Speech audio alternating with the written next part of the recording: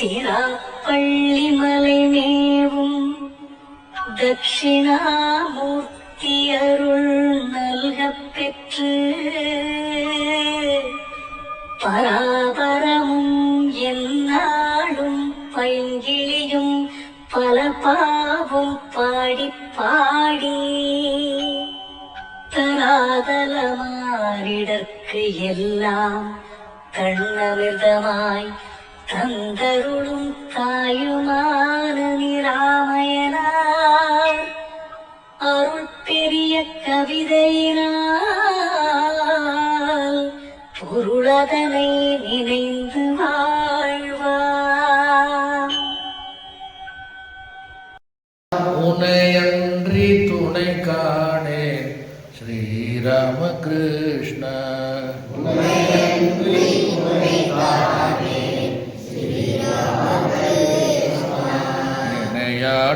என்னையாட்கொண்டருள்வாய் தேவாதி தேவா.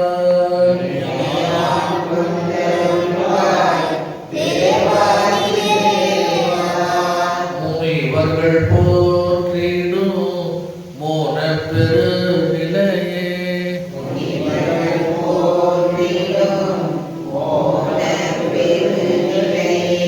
முனிவர்கள் போற்றிடும் மோன பெருநிலையே.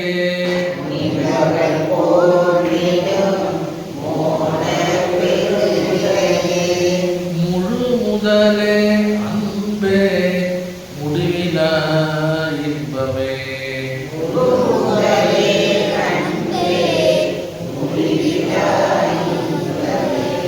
உனையன்றி துணை காணே ஸ்ரீராமகிருஷ்ண.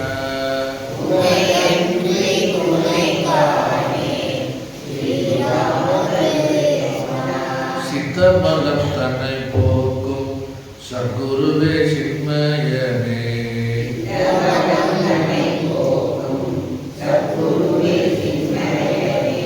சித்தியெல்லாம் தருகின்ற கற்பகமாம் புண்ணியனே. சித்தியெல்லாம் தருகின்ற கற்பகமாம் புண்ணியனே. முக்தி என்னும் நிலையெய்த நித்தமும் பேரன்னையை போல். முக்தி என்னும் நிலையெய்த நித்தமும் பேரன்னையை போல். பக்தி என்னும் அமுதூட்டு பரமஹம்சனே. பரமஹம்சனே உனையன்றி துணை காணே ஸ்ரீராமகிருஷ்ண.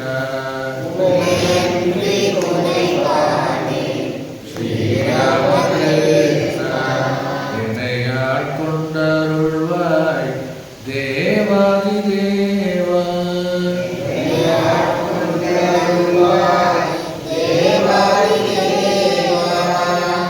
जय श्री गुरु महाराज की. हरि ओम राम राम हरि ओम राम. हरि ओम राम राम हरि ओम राम. हरि ओम राम कृष्ण हरि ओम राम. हरि ओम राम कृष्ण हरि ओम राम. हरि ओम राम राम हरि ओम राम. हरि ओम राम राम हरि ओम राम. हरि ओम राम कृष्ण हरि ओम राम. हरि ओम राम कृष्ण हरि ओम राम. हरि ओम राम राम हरि ओम राम. हरि ओम राम राम हरि ओम राम. हरि ओम राम कृष्ण हरि ओम राम. हरि ओम राम कृष्ण हरि ओम राम. தாய்மானவர் சென்ற பாடல் வரை அவருடைய முக்திக்காக இந்த பிறவி எடுத்திருப்பவருடைய பயனை அடைந்தே தீருவேன், அதுக்கு எத்தனை நாள் ஆகும், எத்தனை பிறவி ஆகும் அப்படிங்கிறதெல்லாம் இறைவனத்தில் கேள்வியாகவும் புலம்பலாகவும் அலறலாகவும் உளறலாகவும் நிறைய விண்ணப்பங்களெல்லாம் வச்சுக்கிட்டே வர.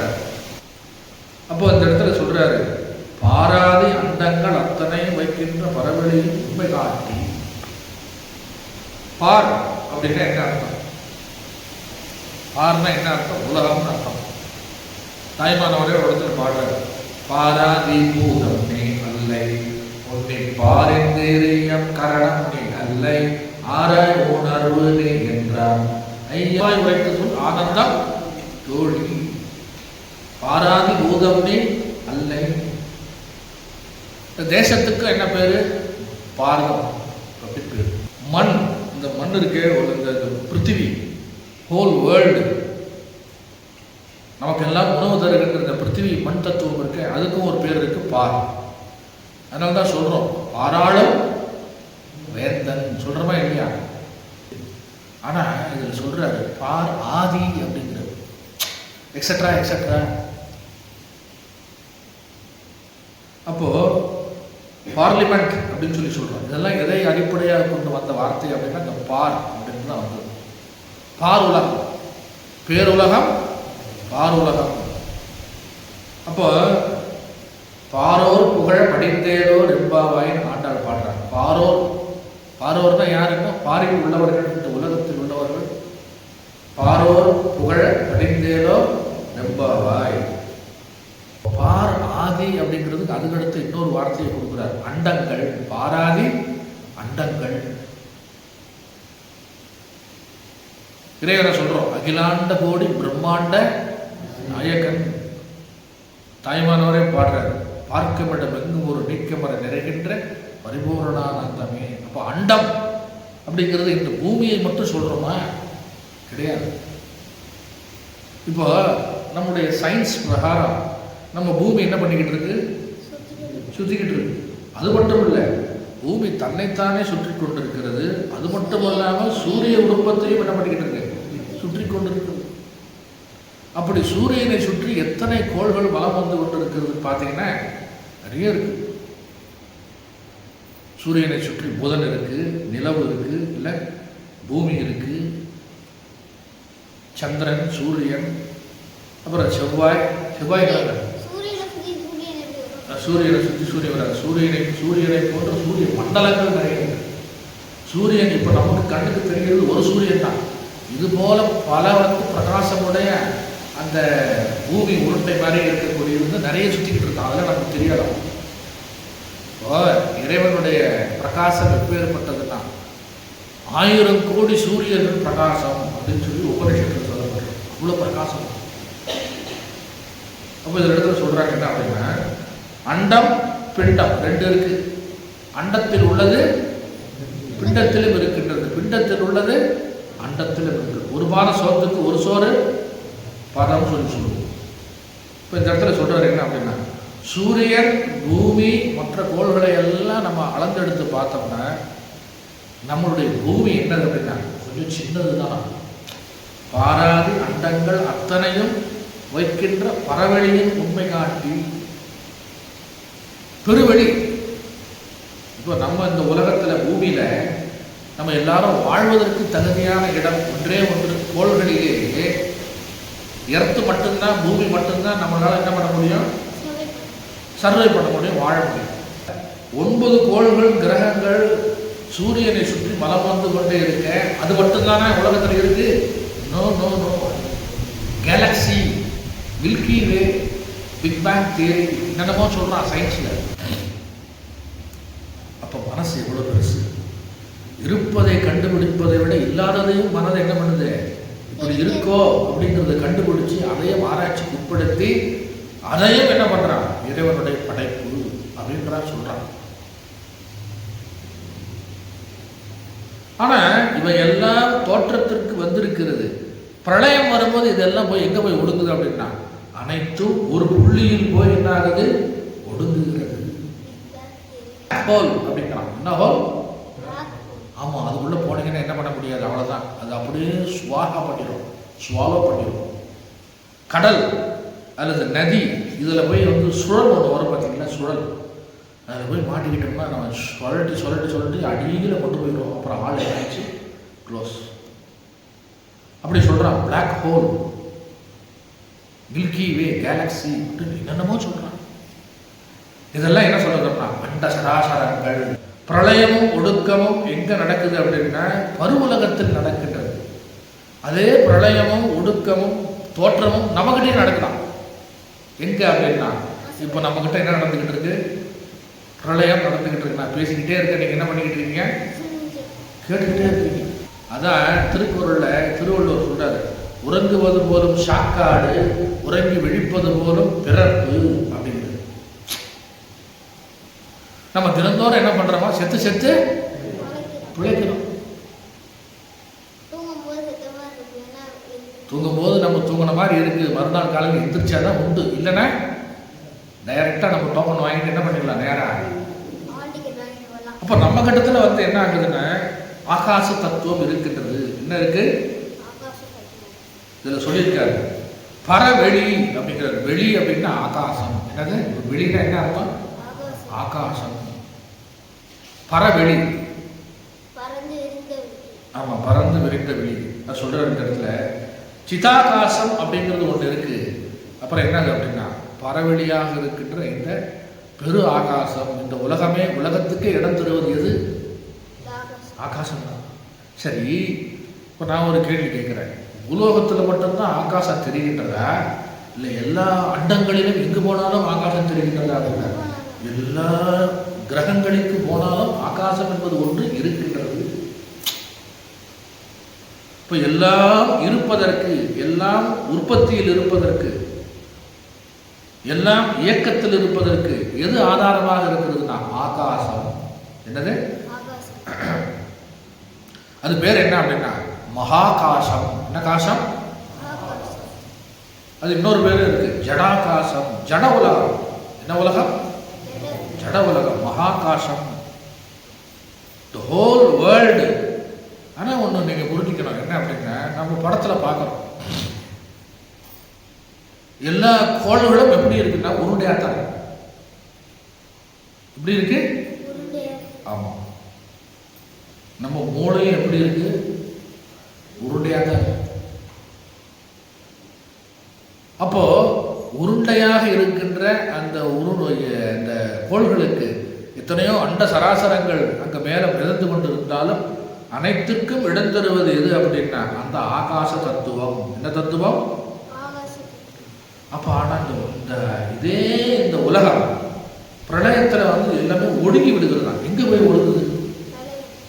பிரளயத்துல எங்க போய் ஒடுங்குது அப்படின்னா இந்த படைத்த பிரம்மனாகிய படைத்த கடவுளிடத்திலே போய் என்ன பண்ணுது? அனைத்தும் ஒடுங்குகிறது.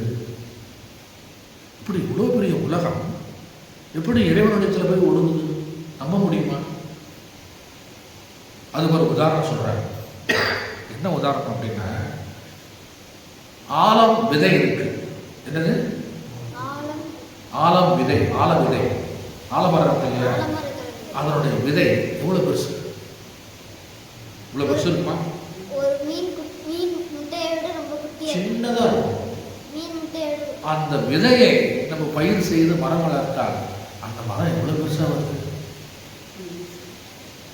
அப்ப அத்தனை சத்து விஷயமும், அத்தனை அந்த மரத்தில் என்னென்னலாம் வர வேண்டும் என்கின்ற அனைத்து விஷயமும் அந்த விதைக்குள்ள என்ன பண்ணிருக்க கடவுளை வச்சிருக்கான்.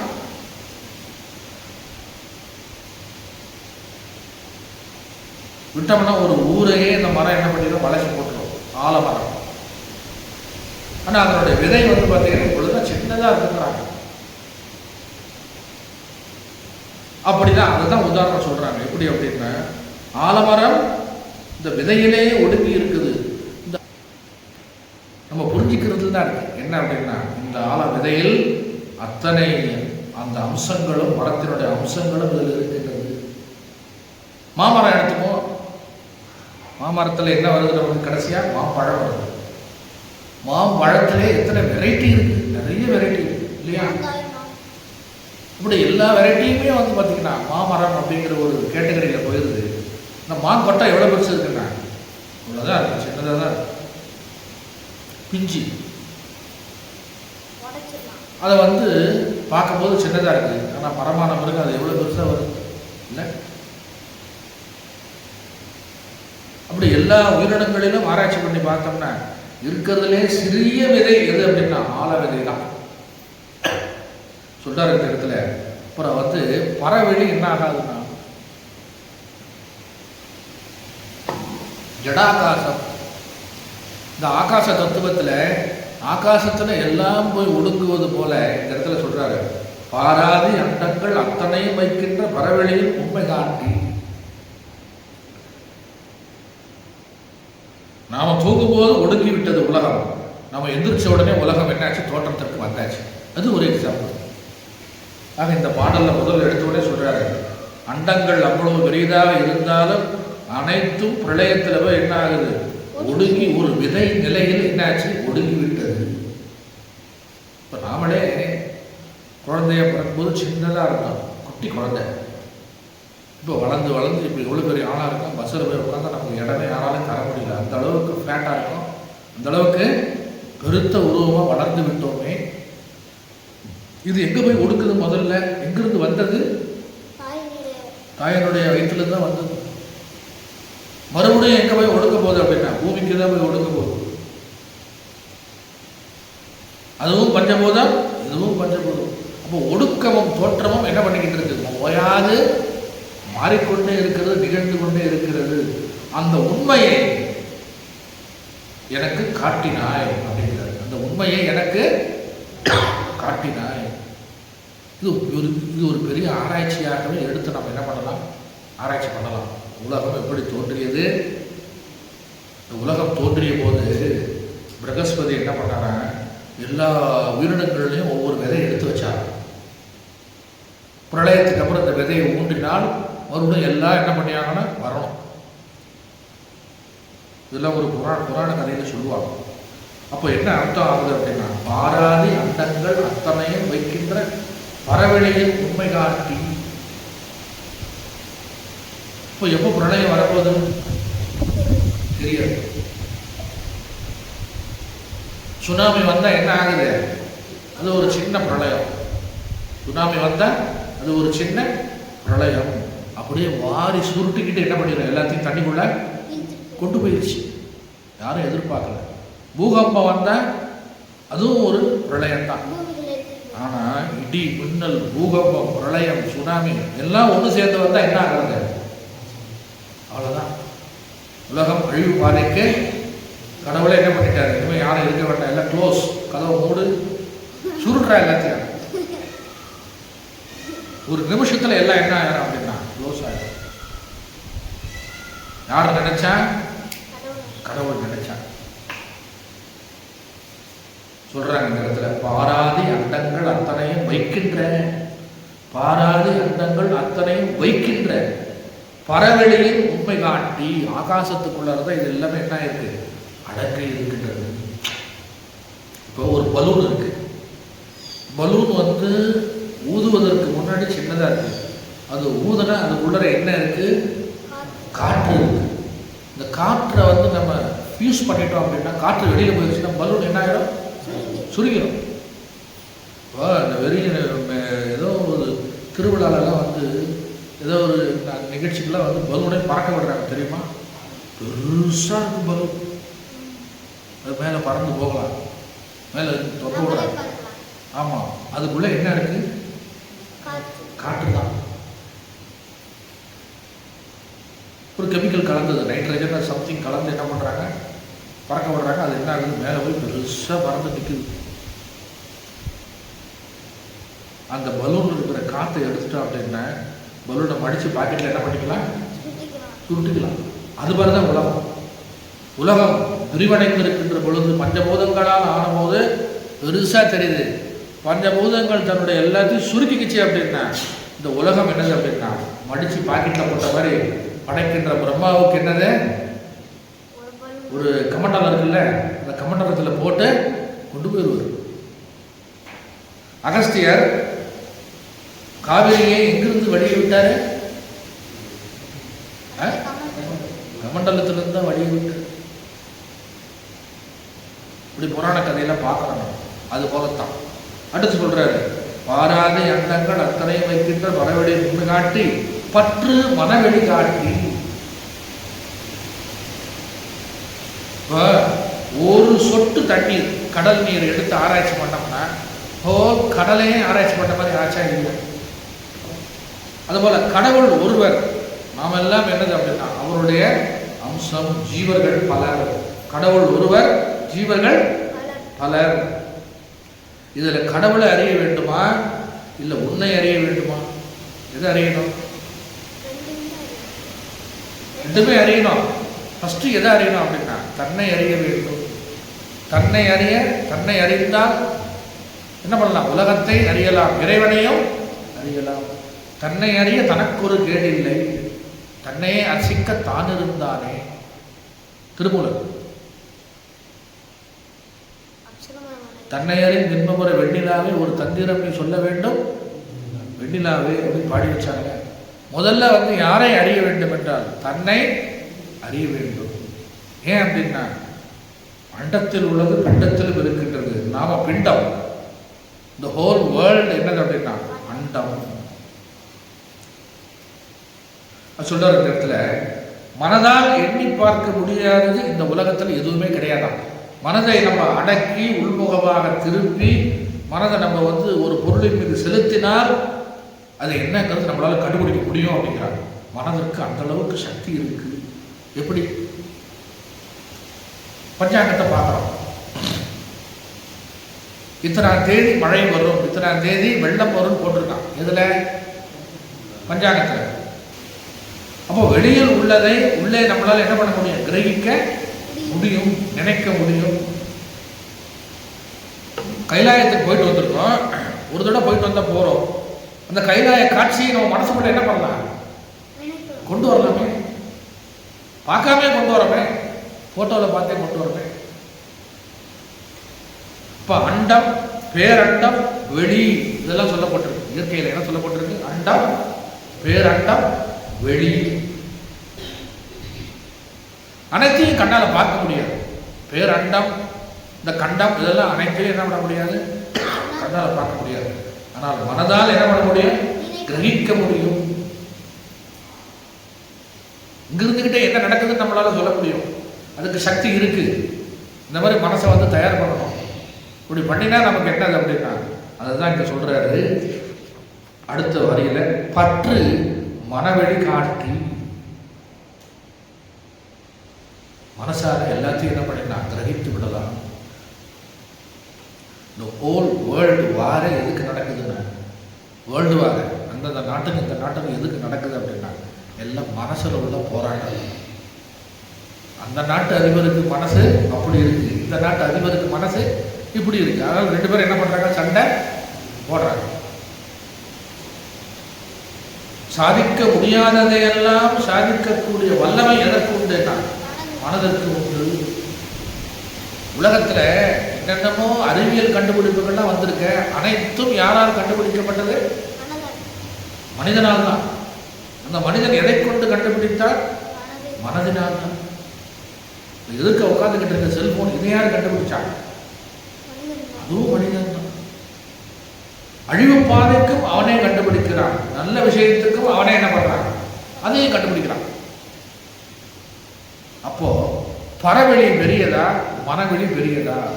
மனசு பெருசா, உலகம் பெருசா? சொல்லுங்க பாப்போம்.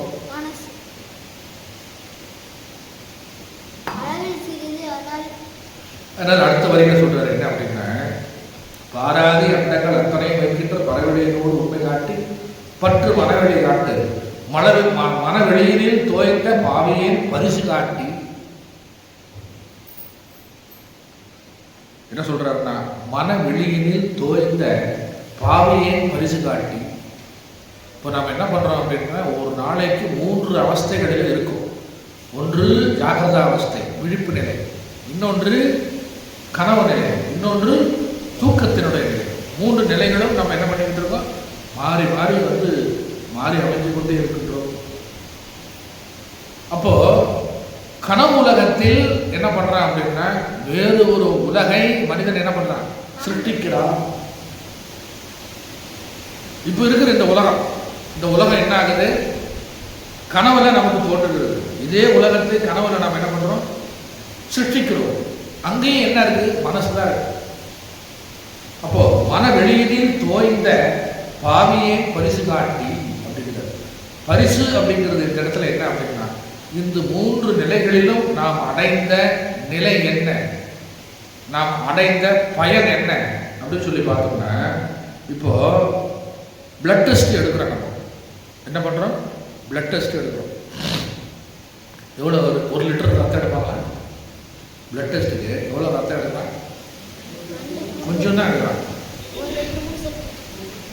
கொஞ்சோண்டு எடுக்கிறான். ஆனால் டெஸ்ட்டுக்கு எடுக்கிறது 2-3 சொட்டோ ஏதோ எடுக்கிறான், அவ்வளோதான். அதுலேயே உங்களுடைய வரலாறு ஃபுல்லாக என்ன ஆயிடுது தெரிஞ்சு போகுது. ஒரு கொஞ்சம் பிளட்டில் என்ன பண்ணுறாங்கன்னா உங்களுக்கு என்ன இருக்குது, பிளட்டில் கொழுப்பு எவ்வளோ இருக்குது, கொலஸ்ட்ரால் எவ்வளோ இருக்குது, அப்புறம் பிலிரூபின் மஞ்சள் காமாலை இருக்கா இல்லையா, சுகர் இருக்குது, ப்ரெஷர் இருக்குது, blood cell, white blood cell, red blood cell, எல்லாத்தையும் கம்ப்ளீட்டாக அனாலிசிஸ் பண்ணி கொடுத்துட்றோம். அதுபோல் அந்த நிலையில் பார்த்தீங்கன்னா ஹோல் பாடி, அனாட்டமிக் பாடியில் எத்தனையோ லிட்டர் ரத்தம் இருந்தாலும் டெஸ்ட்டுக்காக எடுக்கிறது கொஞ்சம் தான். இப்போ இந்த பிரம்மா என்ன பண்ணுறாரா, உலகத்தில் மனிதன் எப்படி வாழ வேண்டும், மனதை எப்படி வைத்திருக்க வேண்டும் அப்படிங்கிறதுக்காக ஜீவனை படைக்கின்றார். எப்படி அப்படின்னா அவருடைய ஒரு துளி மனசு தான் நாம் இங்கே பிறந்திருக்கோம். பிரம்மாவோட மனசு மனசு, பெரிய மனசு. அந்த ஒரு மனசில் இருக்கின்ற ஒரு துளி தான் நாம யாரு அப்படின்னா ஜீவர்கள்.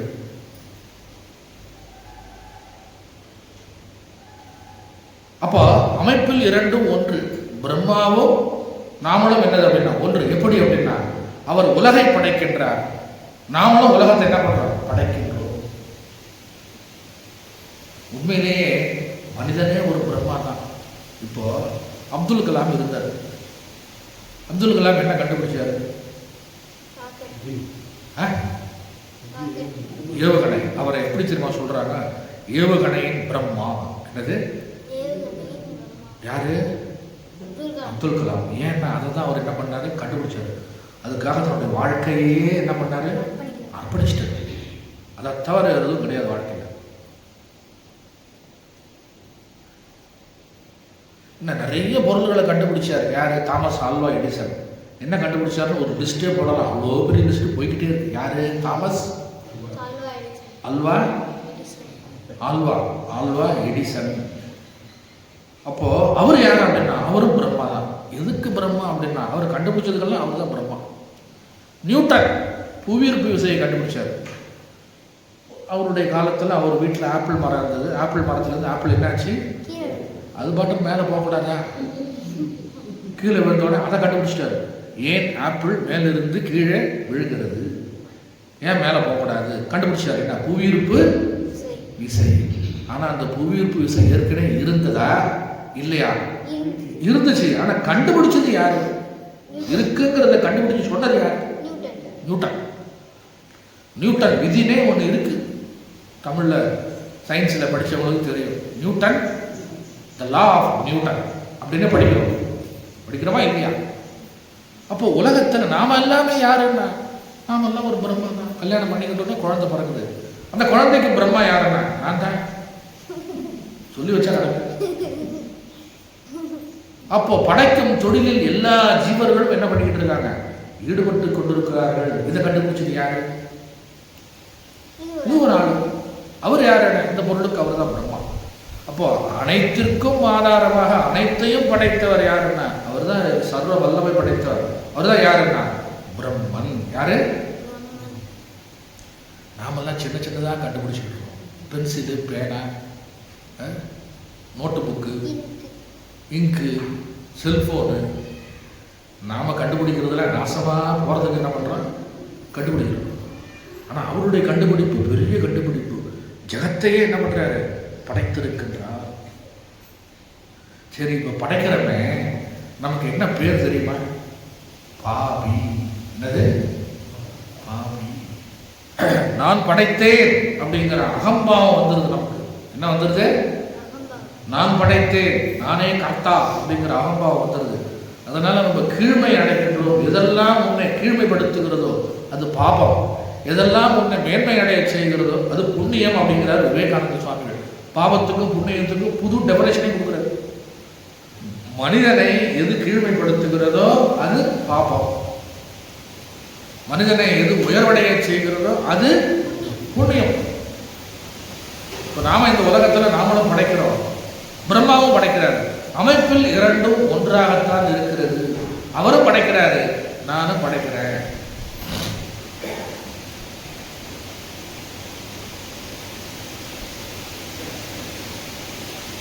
அதான் கேட்கிறேன், இறைவா படைக்கும் போது என்னை ஏன் படைத்தாய்? நம்ம சொல்றோம், பகவான் கிட்ட கேட்கிறோம், என்னை ஏன் படைத்தாய்? அப்படி படைக்கும் போது என்ன நினைத்தாய்? என்னன்னு நினைச்சுங்க, என்ன பண்ணீங்க? படைத்தாய். இப்ப இந்த இடத்துல சொல்றாரு, விழிப்பு நிலையிலும் நாம் படைக்கும் தொழிலை செய்கின்றோம், கனவு நிலையிலும் நாம் என்ன பண்றோம்? படைக்கும் தொழிலை செய்கின்றோம். கனவுலையும் ஒரு உலகத்தையே நாம் என்ன பண்றோம்? படைக்கின்றோம். கனவுலையும் இப்ப நீங்க குளிக்க போறீங்க குற்றாலத்தில், ஏன்னா இன்னைக்கு சாயந்தரம் விட போறதில்ல, பந்து பண்ணிட்டான். நீங்க கிளாஸுக்கு வராமல் தூங்கிக்கிட்டீங்கன்னு வச்சுக்கோங்க. ஒரு பேச்சுக்கு சொல்றேன், யார் இருக்காங்களோ தெரியலாங்க, சொல்றேன். உங்க அம்மா படுத்துருக்காங்களா? இந்த உண்மையெல்லாம் சொல்லக்கூடாது, சும்மா அப்படி படுத்துக்கிட்டு இருக்கும்போது அவங்க என்ன நினைக்கிறாங்கன்னா, இன்னைக்கு எப்படியாவது குளிக்க போனமே நினைக்கிறாங்கன்னு வச்சுக்க. அந்த எண்ணம் அப்படியே ஒரு உலகத்தை உருவாக்குவான். எப்போ? தூக்கத்திலேயே ஒரு கனவு நிலையில இங்கிருந்து போற மாதிரி என்ன ஆயிருக்கும்? ஒரு கனவு நிலையிலே போறாங்க. போயிட்டு அங்க போய் பார்த்தா போலீஸ்காரன் என்ன சொல்றான்? திருப்பி விட்டுறான். இதுக்கு பேர் தான் என்ன கனவு? பகல் கனவு. என்ன கனவு? பகல் கனவு மெய்யாகுமா? பகல் கனவு பலிக்குமா? நைட்ல கண்ட கனவே பலிக்க மாட்டேங்குது. பகல்ல கண்ட கனவு, விடியற் காலையில கண்ட கனவு தான் என்ன சொல்றாங்க? பலிக்குங்கிறாங்க. அதுல நல்ல கனவா கண்டால பலிக்கும். போய் ஆக்சிடென்ட் ஆகி மோதிர மாதிரி பண்றாங்க. அது சொல்றாரு இந்த இடத்துல, விழிப்பு நிலையிலும் உலகத்தை படைத்துக் கொண்டிருக்கிறோம், கனவு நிலையிலும் உலகத்தை படைக்கின்றோம். அப்புறம் என்ன அப்படின்னா, உறக்க நிலையிலும் நம்ம என்ன பண்றோம் அப்படின்னா, நிசப்தமா இருந்தாலும் மனது ஒடுங்கவில்லை. மனது என்ன பண்ணிக்கிட்டு இருக்கு? கொட்டை பார்க்க மாதிரி முடிச்சுக்கிட்டு இருக்கு. அதனாலதான் நீங்க எந்திரிச்ச உடனே என்ன சொல்லுது? நான் நன்றாக தூங்கினேன் அப்படின்னு சொல்லுது. மனசு இருக்கு, யாருக்கும் தெரியாது. நல்லா தூங்குறீங்க, சுருக்குன்னு கொசு கடிக்குது. அந்த அரை தூக்கத்திலே கை என்ன பண்ணுது? கொசு அடிக்கிற இடத்துல, கொசு நோக்கிற இடத்துல போய் டப்புன்னு அடிச்சுட்டு தேய்ச்சி விட்டுட்டு மறுபடியும் நம்ம என்ன பண்றோம்? தூங்குறோம். அது என்ன நிலை? அப்ப நீ ஆழ்ந்து தூங்கினாலும் கொசு கடிக்கிறது உனக்கு தெரிஞ்சா இல்லையா? கொசு கடிக்காம கொசு கடிச்சாலும் சுரணம் இல்லாம தூங்குற எதிர்மானலாம் இருக்கு, அது வேற விஷயம். ஆனாலும் சுருக்குன்னு சொல்லி ஒரு எண்ணம் வந்துச்சு அப்படின்னா உடனே போய் கை காலம் என்ன பண்ணுறாங்க? போய் அடிக்குதே. இப்போ உறக்கத்திலும் என்ன இருக்குன்னா, மனது அவ்வியக்தமா இன்னும் முழுசா மூழ்கலை, கான்சியஸ் இருக்கு. சப்கான்சியஸ்ல என்ன இருக்கு? அப்படியே ஒடுங்கி இருக்கு. மனசு அடங்கினா தானே தூக்கம் வரும் சொல்றாரு இந்த இடத்துல. அப்போ இந்த சரீரத்தின் மூலமாகவும், ஸ்தூல சூக்ஷ்ம காரண சரீரத்தின் மூலமாகவும், விழிப்பு கனவு உறக்கத்தின் மூலமாகவும், ஸ்தூல சூக்ஷ்ம காரண சரீரங்கள் மூலமாகவும் நாம பெற்ற பரிசு என்ன, நாம் அடைஞ்ச பயன் என்ன அப்படின்றத காட்டுறதுக்காக ஒன்றும் இல்லை, இதுதான் உனக்கு பரிசுன்னு சொல்லி ஒரு ஏளனப்படுத்தி சொல்லுதல். என்ன சொல்றது? இப்போ நீ நல்லா வேலை பார்க்குற, என்ன வேலை பார்க்குற? நல்லா வேலை பார்க்குறோம். ஒரு எஜமானன் கூப்பிட்டு உன்னுடைய வேலையை நான் ரொம்ப பாராட்டுறேன், இந்த ஒரு சாக்லேட் அப்படின்னு கொடுக்குறாரு. எப்படி இருக்கும்? இதுதான் உனக்கு பரிசு அப்படின்னு கொடுக்குறாரு. எவ்வளோ ரூபாய் சாக்லேட்டு? ₹10. ஒரு இன்க்ரிமெண்ட் ஒரு ₹100 ₹200 போட்டால் அது முதலாளிக்கு ஒரு அர்த்தம் உண்டு. அதுபோல சொல்றாரு, இந்த உடலை படைத்து இறைவன் பிரம்மா உலகத்தை படைத்து மனதை படைத்து எல்லாம் படைத்து என்னையும் படைக்க செய்து விட்டு நான் பெற்ற பரிசு என்ன தெரியுமா? பாவி என்கின்ற பட்டம். என்ன பட்டம்? பாவி என்கின்ற பட்டம். ஒருத்தன் நல்ல பையன், அவன் மாமா கிட்டேயோ இல்லை அப்பா கிட்டேயோ கேட்குறான், நான் இந்த வேலைக்கு போகிறேன், சொமேட்டோ இருக்குல்ல, சொமேட்டோ ஃபுட்டு டெலிவரி, அந்த வேலைக்கு போகிறேன், நல்ல வருமானம் வரும், போவாதப்பா, இன்னும் பெரிய கஷ்டமான காரியம், வெயிலில் என்ன பண்ணணும், அலையணும், நான் சொல்கிறது கேளு அப்படின்னு சொன்னால் கேட்கல. ஆனால் அவன் படித்த படிப்பை பார்த்திங்கன்னா நல்ல உயர்ந்த படிப்பு, அந்த வேலையை படிச்சுட்டு ஜொமேட்டோக்கு போனால் எப்படி வருமா, ஒத்து வருமா? ஆனாலும் கேட்காம கொள்ளாமல் என்ன பண்ணிட்டான், போயிட்டான். 1 மாதம் கூட ஆகலை, தாக்கு பிடிக்க முடியல. ஏன்னா நேரத்துக்கு என்ன பண்ண முடியாது, சாப்பிட முடியாது. அந்த நேரம் ஒருத்தன் ஃபோன் பண்ணி என்ன பண்ணுவோம், ஆர்டர் பண்ணியிருப்பான். என்ன அப்படின்னா, எங்களுக்கு இது வேணும் அது வேணும்னு சொல்லுவோம். வண்டி எடுத்துகிட்டு என்ன பண்ணணும், போயிட்டு கொடுத்துட்டு டெலிவரி ஒரு குறிப்பிட்ட டயத்தில் பண்ணியாகணும். இல்லைன்னா கம்பெனி பேர் என்ன ஆயிடும், விட்டு போயிடும். உடனே வந்து என்ன பண்ணிடுவான், ரிமார்க் எழுதிடுவான், வரவில்லை அப்படின்னு எழுதிடுவான். 1 மாதம் கழிச்சு அதே அப்பாவை வந்து மாமா வந்து பார்க்குறேன். என்னப்பா எப்படி இருக்குன்னு கேட்டாங்க.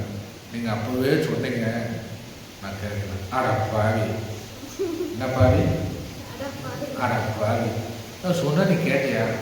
அவங்க யூஸ் பண்ணுற வார்த்தை என்ன, அடப்பாவி. ஏன் அப்படின்னா அவன் அப்பாவியா இருக்கான். அப்பாவியா இருக்கிறவனுக்கு தான் பட்டம் எப்படி வரும், அடப்பாவி வரும். அதே மாதிரி இந்த இடத்துல சொல்றாரு, பரிதவிப்பவன் தான் யாருன்னா அப்பாவி. விவரம் தெரியாம பரிதவிக்கிறாங்க, அவன் தான் யாரு, அப்பாவி. சொல்றத கேட்காம மீறி செய்யறாங்க, அவன் தான் அடப்பாவி. எப்படி சார் இதெல்லாம் சொல்றீங்க? அதாவது எங்க வீட்டு மாப்பிள்ளைக்கு சொல் புத்தியும் கிடையாது, சுய புத்தியும் கிடையாது. தன்னால நினைச்சு அது பிரகாரமும் வந்து செய்ய மாட்டாங்க. நாம எடுத்து சொன்னாலும் செய்ய மாட்டாங்க. அதுதான் யாரு, நம்மாத்து மாப்பிள்ளை. அந்த மாதிரி இந்த உலகத்தில் இருக்கிற மாப்பிள்ளை யாரு அப்படின்னா இந்த ஜீவன். இந்த ஜீவனுக்கு என்ன கிடையாதுன்னா சொல் புத்தியும் கிடையாது, சுய புத்தியும் கிடையாது. அதனால இந்த ஆளுக்கு என்ன பேர், இந்த ஜீவனுக்கு என்ன பேருன்னா பாவி. என்னது பாவின்னா அந்த கிறிஸ்துவ மதத்தில் சொல்ற பாவி கிடையாது, கீழ்மையிலேயே உழன்று கிடக்கின்றான். அதனால இவன் யாருன்னா பாவி. மேன்மை அடைவதற்கு முயற்சி செய்வதில்லை.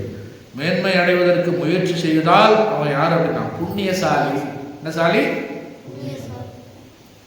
நல்ல ஒரு ஆரோக்கியமான ஒரு குடும்பத்தில் பிறந்து நல்ல பணக்காரனாக வாழ்ந்து வருகின்றான், நல்ல உலகம் போற்றுகின்றவனாக இருக்கின்றான். அவனை பார்த்து எல்லாரும் என்ன சொல்லுவோம், இதோ போன ஜென்மத்தில் புண்ணியம் செஞ்சிருக்கான் போல இருக்கு, புண்ணியசாலி அப்படின்னு பாராட்டுவோம். ஏன் அப்படின்னா மேன்மை அடைந்திருக்கின்றான், உயர்ந்த நிலையில் இருக்கின்றான். இப்போ மனதளவில் யார் கீழே இருக்காங்களோ அவர்கள்லாம் யாருன்னு சொல்லலாம் அப்படின்னா பாவி. பரிசு காட்டி எனக்கு கிடைச்ச பரிசு என்ன தெரியுமா, உலகத்தவர்கள் எனக்கு பிடிச்ச பட்டப்பேர் என்ன தெரியல, பாவி. நல்லா நல்லா நீங்கள் டிஃபரன்ஷியேட் பண்ணிக்கணும். பாவி வேற, பாவி வேற. பாவிங்கிறது வேற, பாபி அப்படிங்கிறது வேற. பாபம் புண்ணியம் அப்படிங்கிறதோட சம்பந்தப்பட்டது பாபம். பாவிங்கிறது அது கிடையாது. சொல்றாரு இந்த இடத்துல, பிரம்மாவும் சிருஷ்டி செய்கின்றான், ஜீவனும் சிருஷ்டி செய்கின்றான். ஜீவ சிருஷ்டியில் என்ன கிடையாது அப்படின்னா இந்த ஜீவனுக்கு எந்த ஒரு பயனும் இல்லை, கீழ்நிலையில இருக்கின்றான். அதனால சொல்றார், மனவெளியினில் தோய்ந்த பாவையின் பரிசு காட்டி.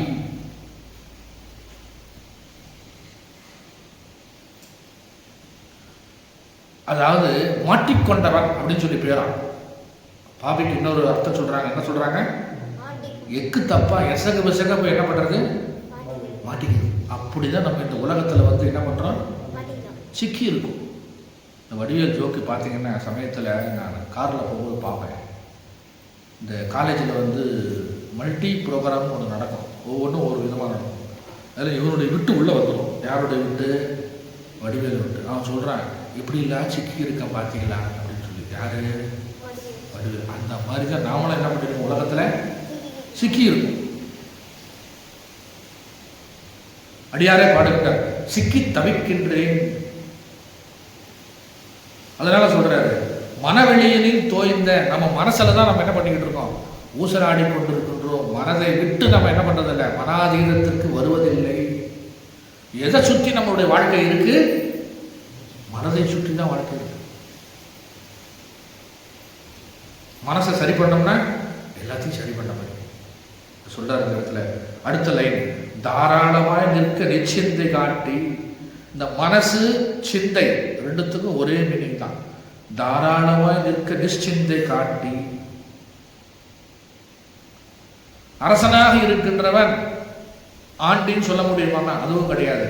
ஆண்டியா இருக்கிறவன அரசன் சொல்ல முடியுமா, அதுவும் கிடையாது. இப்போ மனதில் தான் என்ன இருக்கு அப்படின்னா தாராளம் என்கின்ற எண்ணம் நிறைந்திருக்கிறது. பெரிய கோடீஸ்வரனா இருப்பான், ஒரு பொருளை யாருக்கு என்ன பண்ண மாட்டான், தரமாட்டான். அவன் அரசனா? மனதளவில் அவன் யாரு? ஆண்டி. உண்மையிலே பணக்காரன் யார் தெரியுமா? திருப்தியோடு இருப்பவன் தான் பணக்காரன். கூழானாலும் குளித்து குடி, கண்ணையானாலும் கசக்கி கட்டு இருக்கானே, பரம ஏழையா இருந்தாலும் அவன் தான் உலகத்துல பெரிய பணக்காரன் சொல்லி சொல்றாங்க.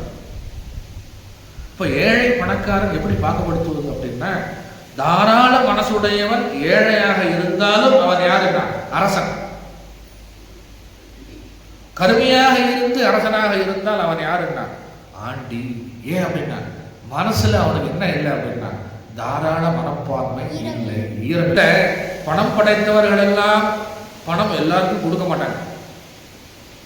என்ன அதே போல ஏழ்மையாக இருக்கிறவர்கள் கையில இருந்ததெல்லாம் கொடுக்குறாங்க. அப்ப நீ யாரை வள்ளல் என்று சொல்லுகின்றாய் அப்படின்னு கேட்டார். சொன்ன ஏழ்மையில் இருக்கின்றவன் கிடைத்த பொருளெல்லாம் தருகின்றான் என்றால் அவன் தானே வள்ளல். பொருளும் பணமும் நகையும் நட்டும் மாட மாளிகை கூட கோபுரம் நிறைய இருக்கு, சரி இருக்கிறது நிறைய கோடி கணக்கில் எதையாவது எடுத்துட்டு போட்டோம் அப்படின்னு சொல்றானே அவன் வள்ளல் அப்படின்னா அவன் வள்ளல் கிடையாது. வாடிய பயிரை கண்டபோதெல்லாம் வாடினேன்னு யார் சொன்னாங்க? அவருக்கு பேர் என்ன பேர் வச்சாங்க? வள்ளலாருன்னு பேர் வச்சாங்க. அவர் என்னத்தை கொடுத்தாரு? அவரே ஆண்டி.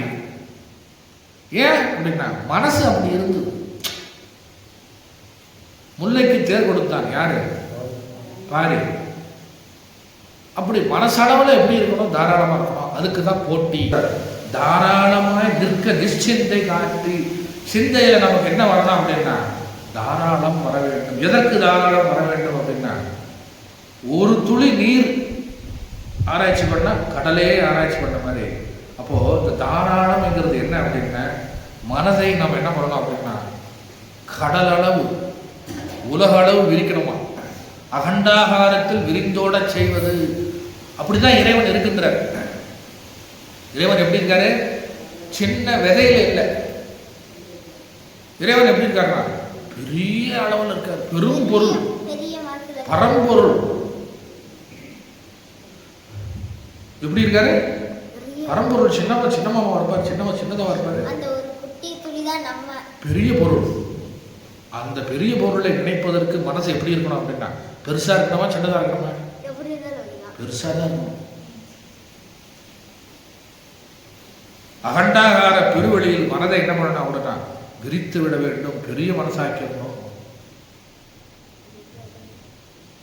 பரம ஏழை குசேலன் அரசனாக இருக்கின்ற கிருஷ்ணன் அவர் காலை கழுவி அவர் கையில் அவர் இடுப்புல இருக்கிற முடிச்ச அவுத்து அதுக்குள்ள இருக்கிற அவளை எடுத்து என்ன பண்றாரு? திங்குறாரு. அவருக்கு இல்லாத பிரசாதமா? ஸ்வீட்னா ஸ்வீட்டு, மாம்பழம்னா மாம்பழம், பலகாரம்னா பலகாரம். அரண்மனையில் என்னென்னலாம் இல்லை, எல்லாமே இருக்கு. ஆனா அந்த பிரசாதத்தை போய் அள்ளி என்ன பண்றாரு? திங்குறாரு. இங்க திங்க அங்க என்ன ஆகிட்டு இருக்கு? லோட் ஆகிட்டு இருக்கு. என்ன லோட் ஆகிட்டு இருக்கு பார்த்தீங்களா? தங்கம், வீடு, ஆபரணம், வைடூரியம் அங்க போய்கிட்டே இருக்கு. எங்க அவங்க சொந்த வீட்டில் குசேலன் வீட்டில் இந்த அம்மா பார்த்தாங்க. யாரு? ருக்மிணி. ஓ நமக்கு இங்கே வந்து லாட்டரி அடிச்சுட்டு நீ பாட்டு சாப்பிட்டு டக்குன்னு என்ன பண்ணிட்டாங்க? குடிச்சிட்டாங்க. எப்படி பார்வதி நீலகண்டன் விஷம் அருந்தும் போது கழுத்தை பிடிச்சாங்களோ, நீ போயிட்டுன்னா என்ன பண்ணுறது? குடிச்சிட்டாங்க. அதே போல மகாபாரதத்திலையும் பாகவதத்திலையும் ருக்மிணி என்ன பண்றாங்கன்னா எப்பா கொஞ்சம் நமக்கும் வச்சுக்கப்பா, தனக்கு மிஞ்சனா தான் தானா, நிபானும் ஃப்ரெண்டுன்னு சொல்லி அஞ்சலி விட்டுட்டு இருக்கேன். ஊரே அங்கே என்ன ஆயிடுச்சுன்னா அரண்மனை மாதிரி ஆயிடுச்சு. அப்புறம் தான் கிருஷ்ணருக்கு தெரிஞ்சது, ஓ கொஞ்சம் ஓவரா போயிட்டோமோ அப்படின்னு சொல்லி என்ன பண்றாரு? சாப்பிட்றத நிப்பாட்டுறது. இப்போ இறைவனுக்கு என்ன மனசுன்னா தாராள மனசு. பக்தனுக்கு எது கேட்டாலும் என்ன பண்ணிடுவாரு? தன்னையே கொடுத்துருவாரு.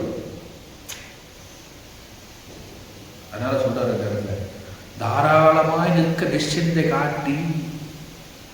நிச்சிந்தை அப்படின்னா சிந்தைக்கு ஆப்போசிட் நிச்சிந்தை. நான் யாரை பத்தி நினைக்கிறேன் அப்படின்னா கடவுளை பத்தி தான் நினைக்கிறோம். அந்த கடவுள் நினைப்பு எனக்கு எப்பொழுதும் என்ன பண்ணணும் அப்படின்னா தொடர்ந்து இருக்க வேண்டும். இருக்கிற நீர்நிலையிலே ரொம்ப பெருசு எது? கடல் தான். ஆறு, குளம், குட்டை, நதி, குளம், வாய்க்கால், கம்மாய் எல்லா தண்ணியும் மழை பெய்ஞ்சு நிரம்புச்சுன்னா எங்கே போகணும்? வேற வழியே கிடையாது, நேராக கடலுக்கு தான் போவோம். ஆனால் மெட்ராஸில் மட்டுமே நடந்தாலும் கடைசியில் எங்கே போய் ஒடுங்கணும்? இந்த உலகம் இறைவனிடத்துல தான் போய் ஒடுங்கணும். அதெல்லாம் நான் உதாரணம் எதுக்கு சொல்கிறேன், கருத்தை புரிஞ்சுக்கணும். எல்லா மழை தண்ணீர் பொங்கி வழிஞ்சு எங்கே போனாலும் கடைசியில் எங்கே போகுதுன்னா கடலுக்கு தான் போகுது. ஆனால் கடலுக்கு ஒரு அதிசயம் என்னன்னா, எவ்வளோ தண்ணி உள்ளே போனாலும் கடல் மட்டம் ஏறுதா? எல்லாத்தையும் என்ன பண்ணிக்குது? உள்வாங்கி கொள்ளுது. வெயில் காலத்திலையும் கடல் என்ன ஆகுது? மட்டம் குறையுதா?